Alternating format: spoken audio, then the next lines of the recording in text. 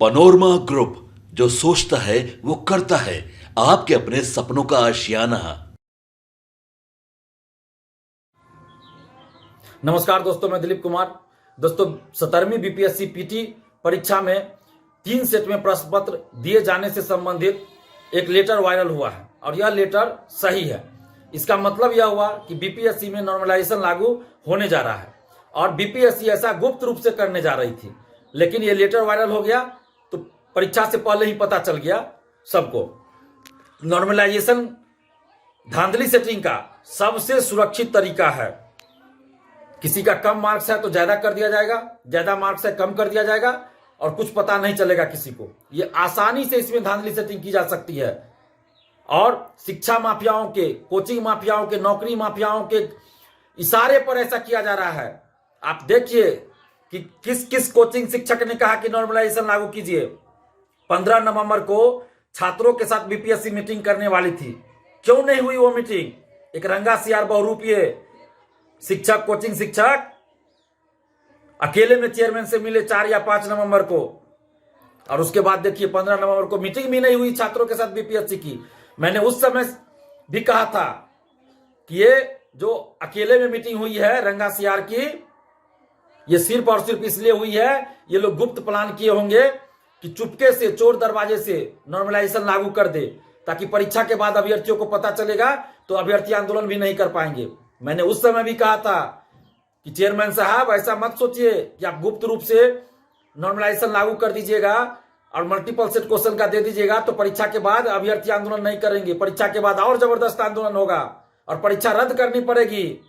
लेकिन यहां letter viral हो गया तो परीक्षा से पहले ही सबको पता चल गया कि बीपीएससी में नॉर्मलाइजेशन लागू होने जा रहा है। ये गुप्त रूप से बीपीएससी नॉर्मलाइजेशन लागू करने जा रही है।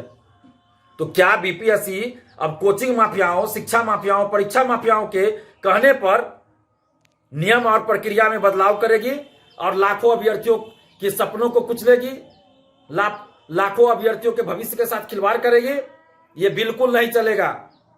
नॉर्मलाइजेशन किसी भी कीमत पर, किसी भी सूरत में मंजूर नहीं है। सभी अभ्यर्थियों के लिए 150 का 150 प्रश्न एक समान होना चाहिए। नॉर्मलाइजेशन परसेंटाइल नॉर्मलाइजेशन लागू नहीं होना चाहिए। समस्त अभ्यर्थियों की एक ही मांग है, 1 day 1 shift 1 paper exam. No normalization, no multiple set of question.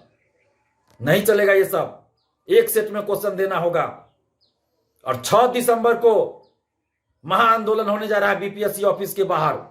आप समस्त अभ्यर्थियों से हम अपील कर रहे हैं कि अपने हक और अधिकार के लिए 6 दिसंबर को आप लोग बीपीएससी ऑफिस आइए और शांतिपूर्वक अपनी बातों को मीडिया के माध्यम से सरकार के पास पहुंचाइए और चेयरमैन सर से मिलकर भी हम लोग अपनी बातों को रखेंगे, अपनी मांगों को रखेंगे। तो 6 दिसंबर को 11:30 बजे तक आप लोग जरूर आ जाइए। 11 से 11:30 बजे के बीच बीपीएससी ऑफिस गेट पे आ जाइए।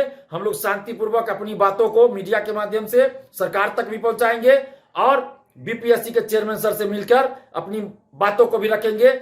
नॉर्मलाइजेशन किसी सूरत में मंजूर नहीं। और हम बीपीएससी के चेयरमैन साहब से कहना चाहते हैं कि आप क्यों नॉर्मलाइजेशन के पीछे पड़े हैं, क्यों लागू करना चाहते हैं?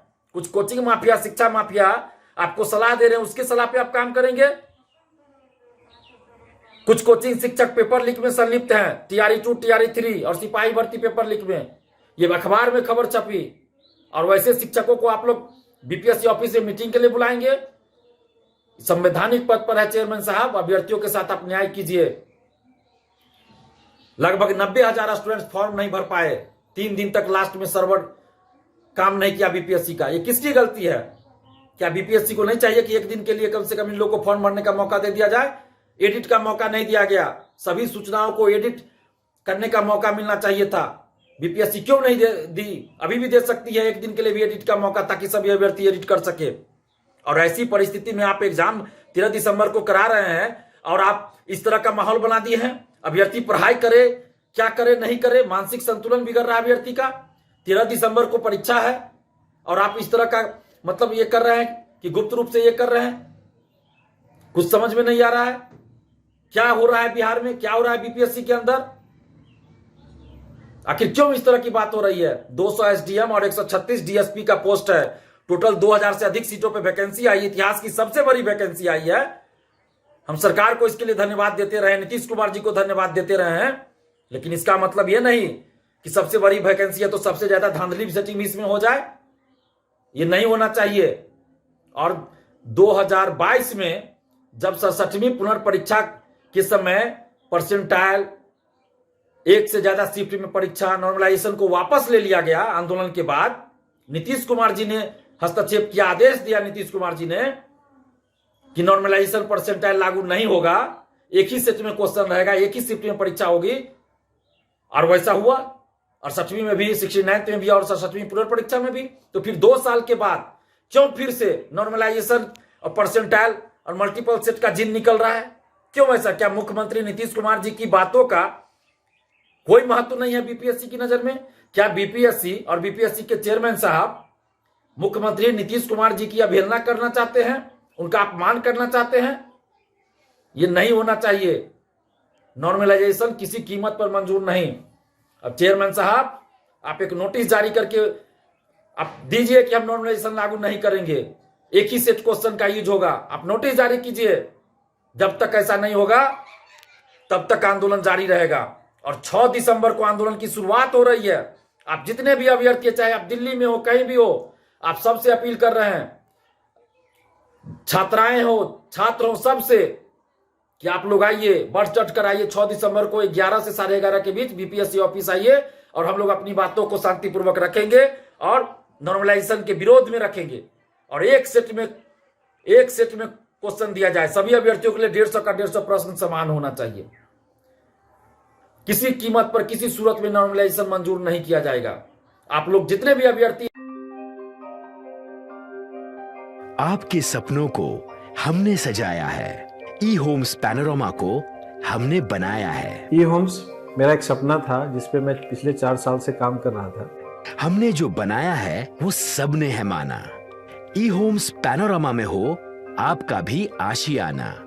और फाइनली हमने 2021 में इस प्रोजेक्ट को लॉन्च किया। बहुत लोग अप्रिशिएट कर रहे हैं कि पूर्णिया जैसे शहर में, बिहार के, एक तो बिहार की बात करें उसमें भी पूर्णिया जैसे छोटे जगह में इस तरह का लाइफस्टाइल देना, ये सुन के हम लोगों को बहुत अच्छा लगता है। ई होम्स में हमने कुछ और भी किया है, जैसे हम जिस जगह में रह रहे हैं हमारे फैमिली सिक्योर हो, उनको सिक्योरिटी का ध्यान में रखा है। आपकी सुविधा और सुरक्षा आपके लिए खास है, ये आपका विश्वास है। इसमें आर्टिफिशियल इंटेलिजेंस का 7 लेयर सिक्योरिटी का हमने इस्तेमाल किया है। लस ग्रीन कैंपस को बनाया है। यदि हमारा बाउंड्री वाल है तो वो वर्टिकल गार्डन है। ये जितनी भी फैसिलिटी होता है एक इंटरनेशनल टाउनशिप में, ई होम्स है, ये हम लोग विश्वास नहीं कर पा रहे हैं। जो भी हमारे मित्र, दोस्त या जो भी हमारे बाहर के बाहर आते हैं तो हम लोगों को बहुत अच्छा सुनने को मिलता है और बहुत अच्छा क्रेडिट मिल रहा है। वो सारा हमने सिर्फ एक बिल्डिंग नहीं बनाया, हमें एक बहुत अच्छा लाइफस्टाइल दिया ई होम्स में। और मेरा एक सपना था जिसको मैं आज फुलफिल होते हुए देख पा रहा हूँ। ये आपका आवास है। ई होम्स पैनोरामा में अब आपका निवास है। E Homes Panorama, luxurious lifestyle redefined. Panorama group, जो सोचता है वो करता है। अगर ये वीडियो पसंद आई और वह बिहार के राजनीति और बिहारियत से सरोकार रखेनी तो सब्सक्राइब बटन दबा के चैनल के सब्सक्राइब कर ली। ओजे एगो घंटी बा, ओकरा बटन दबा देला से कुल सटीक और मारक खबर रुआ मुफ्त में मिल जाई। अगर रुआ पत्रकारिता के हमनी के नया प्रयोग में सहयोग कर चाहतानी तो ज्वाइन बटन दबा दी। पेटीएम नंबर नोट कर ली 9386816700।